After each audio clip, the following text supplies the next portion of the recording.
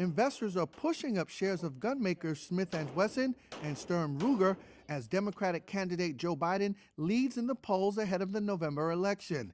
And a presidential victory for Biden and his running mate Kamala Harris, both who favor tighter gun regulations, is likely to keep that rally going, according to analysts.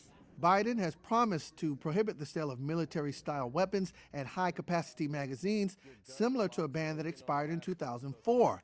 And he's promised to require owners of military-style weapons to either sell them to the government or register them with the government. New regulations could easily be passed if a Biden win also coincides with the Democrats taking the Senate, since they already have the House. Fearing a likely clampdown, Americans have been rushing out to stock up on guns. Federal background checks, a proxy for firearm sales, surged to a record 28.8 million in just the first 9 months of the year, topping the previous record of 28.4 million set last year. But it's not just a possible Biden win that's driving gun sales.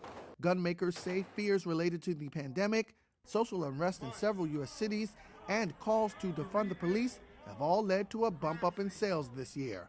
That's why Hudson Valley Nubian Gun Club member Kahaji Manderson became interested in guns. Self-preservation is universal law. We should be able to protect ourselves.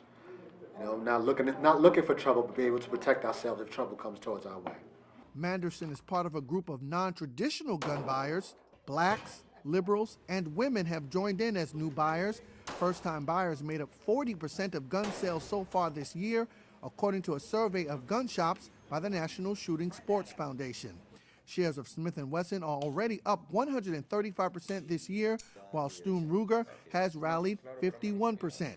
Even if Biden loses, analysts say tensions are so high that many Americans will continue to feel the need to buy a gun for self-defense, and that should keep gun sales and gun stocks moving higher.